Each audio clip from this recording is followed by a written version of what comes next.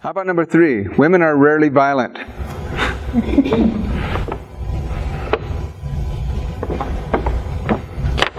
Disagree. I don't think that women are rarely violent. I think that it's just not as big of a concern as male violence. I know that there are plenty of women who are violent, and there are also plenty of men. But in general, we see that male violence is on a larger scale or more frequent, but that doesn't mean that female violence is rare. Right. Well, I think statistics say that, you know, when we talk about domestic violence, that 98% of victims are female, 2% are male. So it's more rare in that case that females are violent. But when we have that value that says that, and I guess it's easier for somebody from my generation to say that, because I come from an era where women have just kind of, you know, emerged. Basically, there was a lot of years when I was growing up. My mother was basically a stay-at-home mom who, you know, did all of those things that Theodore Cleaver's mother did. You know, that was. So my value is, a lot of times when I think about women, I think, well, they're not really violent. But what kind of problem can that cause me if I have that value? You won't be as aware of situations that include a female acting violently, or you will belittle the importance of it.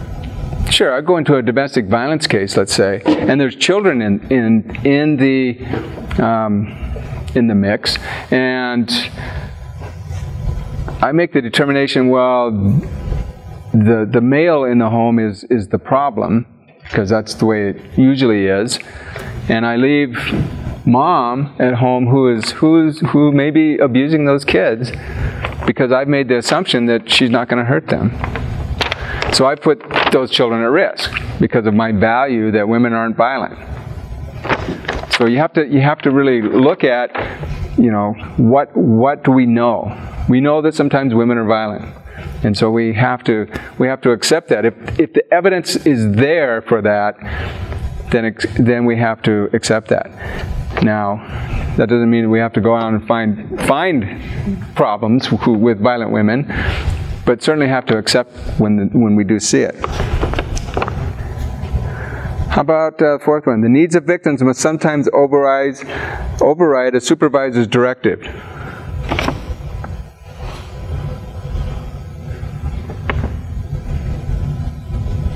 So what does that mean? I gave it a 2. You gave it a 2, so you disagree. Your supervisors are there to enforce the guidelines that are set in place to protect you. And if you overstep those boundaries, you can then become liable. And then if it goes wrong, you basically lose that protection.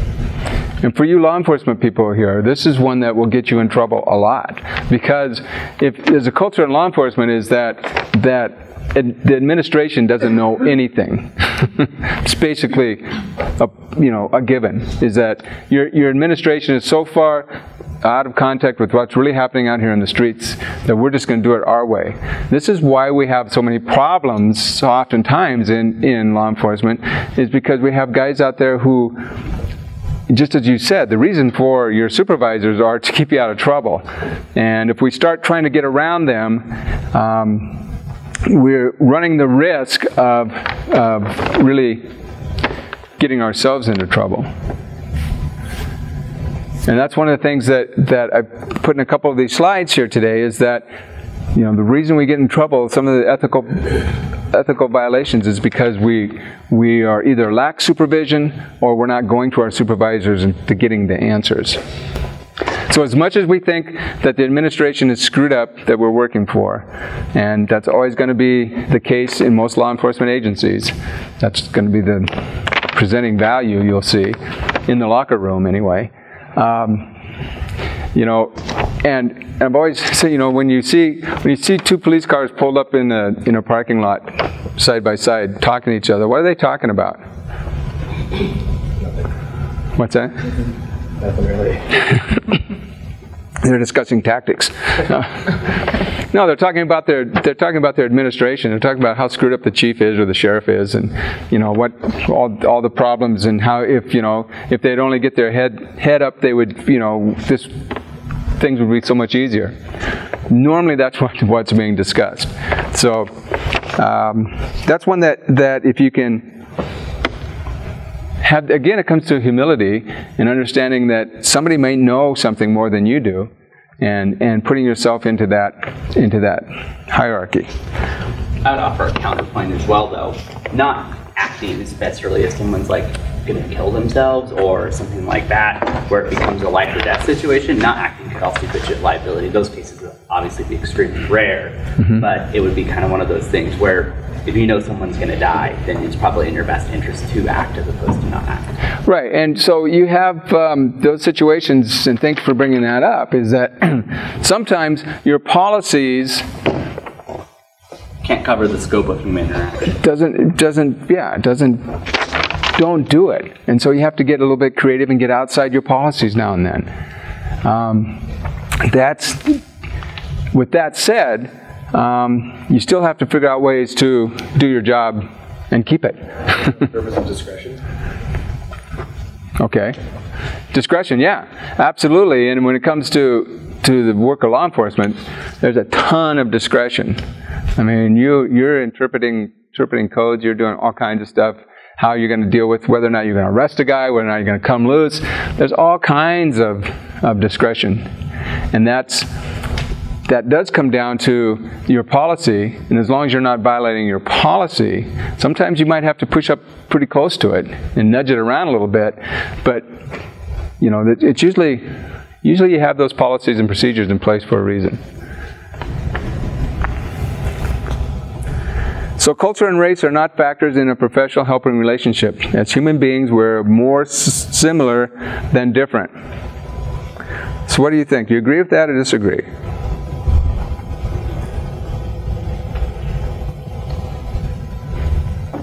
Go ahead. I would say somewhat disagree. I think that regardless of anything, we are all equal. But you do have to take someone's cultural beliefs into account. Otherwise, you can't really be serving their best interests. Okay. Anybody else? So I agree with what she said. To a point, I think it's kind of in the middle. When it talks about culture and race not being a factor in professional helping relationships, I think that being culturally sensitive and being able to relate to the client in a way is good, and it can enhance your relationship and build trust and unity between the professional and the client. But I think it kind of crossed over the line when you're taking into account, like, as far as discrimination or stereotyping type of situations as well. I think that human beings are more similar than they are different as far as like primal or basic needs to be wanted or desired or feel important or valued or whatever else. I think that as human beings we all have the same basic needs throughout life, and I think that's what joins human beings together regardless of your culture or your race, is the fact that we all want and need on the basic or primal level the same type of things from human interaction. How they're displayed is sometimes different culturally or through races or whatever else, but that's stuff to enhance relationship and not to take away from it. Okay. I know there was back in the 70s, 80s, into the 90s, I guess, there was a lot of movement on the fact that, we're all the same. There's no color. We're just all in this together. We're all the same. What happens? What do we lose when we take that approach? The importance of that diversity. Yeah, we lose the diversity, and that's why it's really important. I think it's really important that we embrace we don't put it away. We don't ignore it, but we embrace it. Because every culture, and we have, and a lot of times we say, well, we don't have this problem because we're not a very diverse state. We're basically, mostly a bunch of white guys. But that's not true. There's a lot of cultures here, aren't there? I mean, there's cultures of age. There's cultures of income. If we look at, we've got subculture after subculture after subculture, and to be culturally competent, there's a new term being thrown around now that I like, and maybe some of you have heard it, is cultural humility. Have you heard that one? And what that's about? And basically what that's saying is that you have to approach culture with the humbleness of saying that I might not know everything I need to know about you. And so if we start approaching people that way, I may not know everything I need to know, but please teach me. Please help me to understand you. That puts us on a different level. And then the other thing is about cultural humility. There's 3 tenets. There's I don't know it all. The second one is understanding the power differentials. The fact that you being the practitioner, or you being the officer on the street, you have a lot of power. And the power differential really needs to be understood there, and try to make that not part of what the situation is. In law enforcement, a lot of times that power differential is what you depend upon in order to get the job done, because you need to have that. But in a lot of other ways, there's times when you can set that aside. And the third thing in cultural humility is being able to pull in a lot of resources and pull in a lot of different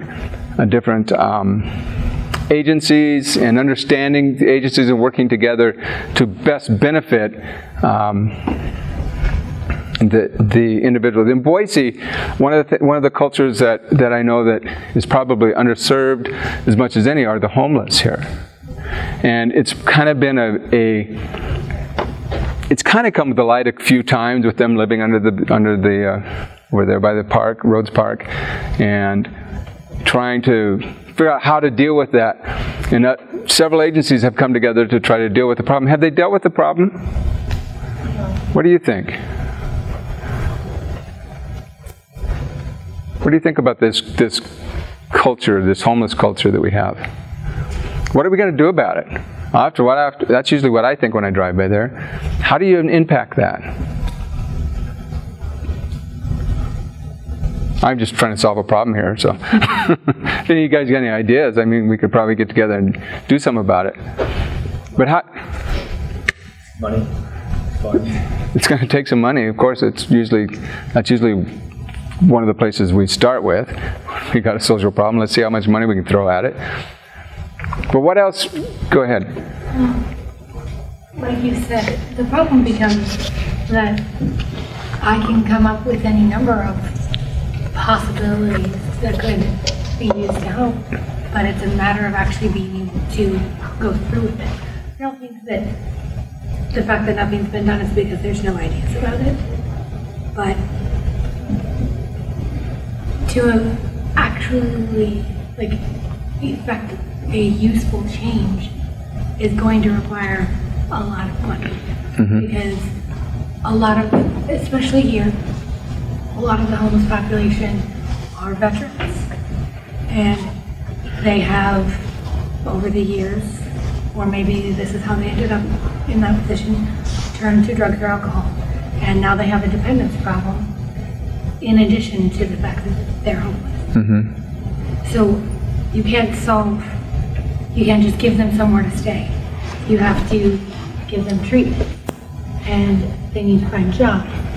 But one program that I heard about in Utah that they do is they have entire apartment complexes dedicated to homeless people. They bring them in, they help them learn to be self-reliant in these complexes, help them find meetings or support groups for drug and alcohol problems, help them to find jobs. I think it's a wonderful idea. It's a very expensive idea, but once it got up and going, the people that live in the apartments, they do pay a rent, so it feeds back, and now these people are paying taxes, and they're spending their money on things that they want, and that feeds into the economy. In the grand scheme of things, it helps everyone, whether you personally care about the homeless people or not. It stimulates the economy and cleans up the streets. So it's just a matter of having the initial funds to get a project like that going. Right. And so when we're talking about culture, and in this case we're talking about the homeless, we really need to take, and that's that third tenet of cultural humility, is a systemic view of the problem, and how can we bring in all of the different agencies and different parts of the system to impact this, and so it's having the humility to say, I can't do it, my agency is not capable of just handling this problem alone, and how can we better handle it if we cooperate with other people? So that's an important, yes. Something that gets missed quite a bit in that process, though, is really involving the culture that you're working with. Absolutely, yeah. So often those of us in the majority culture come and say, hey, I can save you. But the thing is that our vision of saving may not actually be what they want or what they need. And so involving, in this case, this example of the homeless community, in what that solution might look like, would have much more successful results, and it tends to get missed quite a bit in that process. Thanks for bringing that up, because that's your value. The value is I have the answer. I have the right answer, and so therefore, if you do what I tell you to do, you're going to be much better. Well, they need to have their input, and that's again having the humility to say that the person involved, the client, can determine a lot. They're the ones are in the best position to know what they need. And when we stand using our values on, and you brought it up talking about, they've got substance abuse problems, they've got all these other things, our values really come into play on that.